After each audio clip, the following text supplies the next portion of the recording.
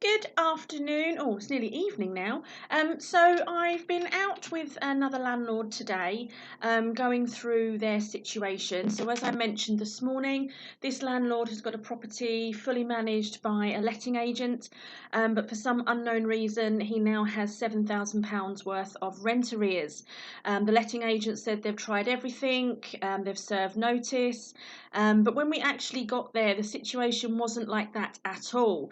So initially, I met with the landlord just to go through the basics of what was happening, and then we went over and met with the letting agent. And this is where it all started to unravel, unfortunately. Now, this is an established letting agent. They've been in the business many, many years, and independent, members of all the bodies they should be members of. So you'd expect them to be professionals in their field. And unfortunately, I really found that this wasn't the case. They have no procedures in place at all for dealing with rent arrears. And when the tenants do fall into rent arrears, they send one snotty email, and I mean snotty, to the tenant, and then basically just threaten them with court action. So not really a process at all. And again, nobody bothers to pick up the phone and speak to the tenant. Nobody bothers to offer to go round. Now, obviously, I appreciate in the current pandemic, going around and knocking on someone's door to see if they're okay is not the ideal. But outside of COVID, I would expect someone to go around and knock on the door and just go, is everything okay?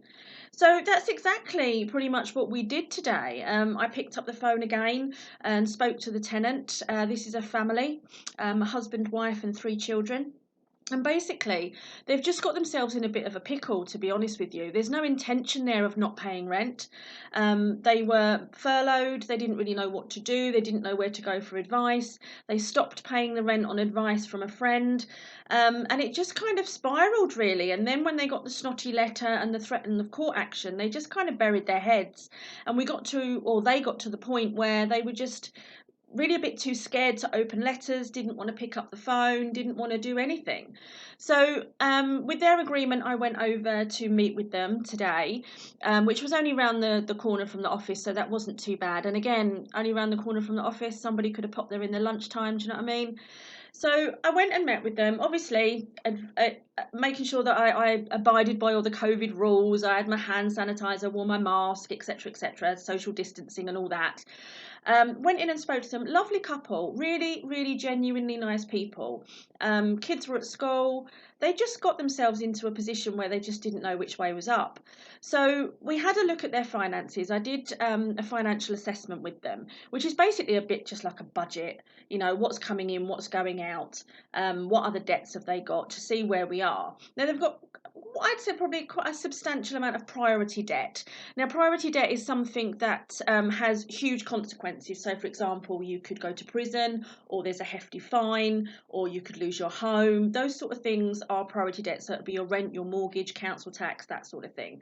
Anything other than that is what we call non-priority debt, and therefore they can not be put to the back of the queue, but certainly dealt with in a less aggressive manner. So they're the ones that you can offer £1 a week or something to, just to keep the wolves from the door.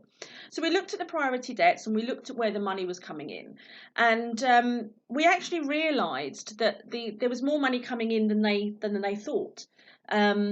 We looked at the fact that they weren't claiming benefits at the moment, so that was the first thing that we did. We got them to claim universal credit there and then.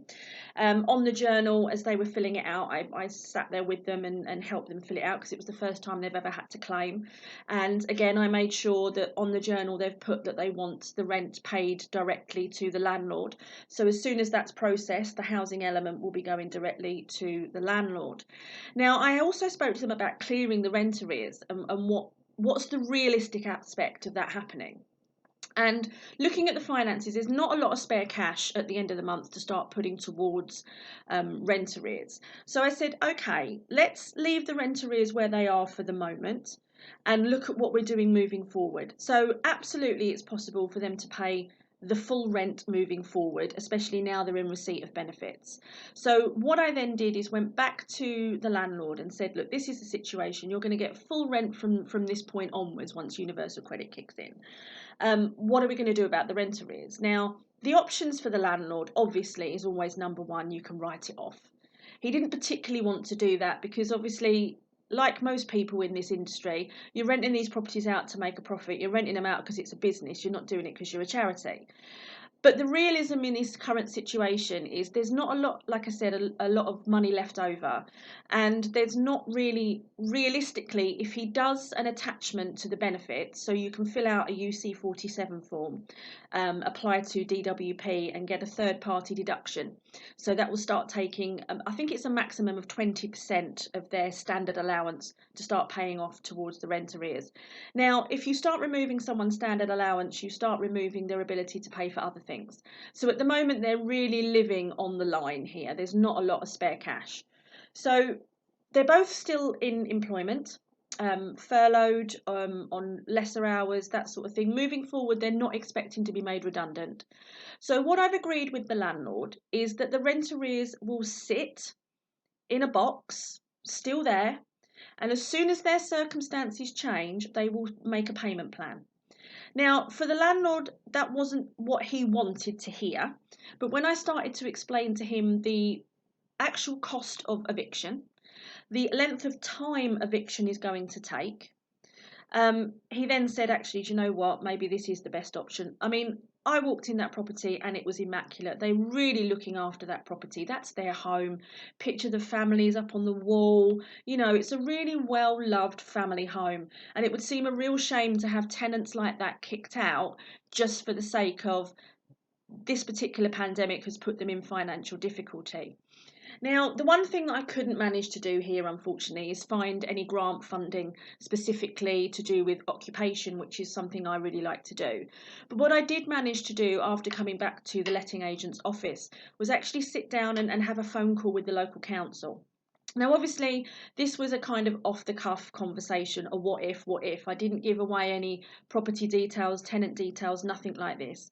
And this particular council do have a fund that they could use to help clear someone's rent arrears if they are threatened with eviction. So I said to the landlord, let's put in a Section 8 notice, let's threaten them with eviction, and then we can apply to the council to get this grant to help clear some of the arrears. I had that conversation with the tenant. They understood what we were doing and why we were doing it, and they were grateful for the help from the council. So that was all put into place today as well. Obviously, those things will take a few days to get going. There'll be paperwork, there'll be admin, yada, yada, yada. But we'll be in a position where the landlord is seeing some of the arrears written off, or paid for, sorry, not written off. And the tenant's going to be in a more secure understanding that moving forward they can actually speak to the landlord and things will move forward positively. Now, as for the letting agent, this is where it all gets a little bit heated, should we say. I basically explained to the landlord that he was throwing good money after bad with regards to the service that he was receiving from this particular letting agent. The letting agent has no real processes in place. How they managed to get a certain sticker in their window is beyond me. And I basically said to the landlord, look, the amount of money you're spending per month for a full managed service and you're not getting anything. And with the greatest respect, I've walked in one day and pretty much fixed the problem. Now, I'm not saying that I'm better than the letting agent, but it doesn't hurt anyone to think outside the box and to know the industry that you're working in. And, you know, just to bring yourself up to speed with what's out there for tenants while there's something like this pandemic going on.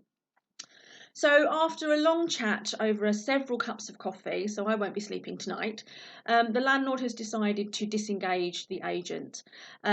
We went in and spoke to the director. Wasn't something that we did in the office in front of any of the staff because that just wouldn't have been professional. And we sat down and I explained to the director, this is what's going to happen. Obviously, I anticipated, he said, well, no, you can't, you have to give notice. And then we put those tenants in there. And I said, look, at the end of the day, yes, you put those tenants in there. You did the job that you were paid to do, which was find a tenant. However, the landlord has been paying you to manage the circumstances and the situation, and you haven't done that. So you've been paid for doing nothing. I don't think it's fair for you to now penalise the landlord who's realised that you're being paid to do nothing and you've put him in this position, not the landlord, not the tenant. You have put him in this position. I think it's fair for you to sign here and let everyone walk away. And that's exactly what he did in the end. So the landlord is now disinstructed. The letting agent walked away, keeps his tenant, and will now be self-managing. Now, he'll be self-managing for the first time ever, but he'll be doing it with my support. So I won't be there on a daily basis, absolutely not. I'll be checking in with him once a week, and he'll be able to reach me on the phone, email, whatever, if there's any questions that he's got. Now, for a landlord doing this for the first time and also getting it from the thick end, really, which is with a tenant with this amount of rent arrears, it's quite a daunting task. But I've sent him away with the pack that I put together for landlords, the How to Be a Good Landlord pack. I've sent him away with that to have a read. And I've said, look, we're all in this together. Take one day at a time. But the key thing moving forward now is communication with the tenant. You know, just drop them a nice text once a week going, is everything okay? Do you need anything from me? Just keep that dialogue open and keep it making you available. The second you start being very bullish, like the letting agent, they shut down and they won't communicate. But obviously making sure you maintain the fact that there is a professional relationship there. Don't get pally. Don't start asking how the kids are and sending birthday cards. That's not the way forward. Be professional, but be approachable. So that is the outcome for this one. It's not, a finite outcome of I've cleared all the arrears, aren't I wonderful, look at this. But it is a way of looking at how we can build these relationships with tenants and how moving forward when there are problems, it isn't just a case of evict them and that's it.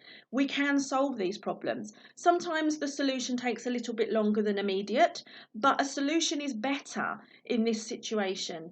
Putting a family out on the street, not that they would be, but turfing a family out of what they have is a lovely home, you know all because they've been put in a position that was out of their control. Communication is key, always key, and listening. You've got to put your listening ears on, as Judge Judy always says. God gave you 2 ears for a reason.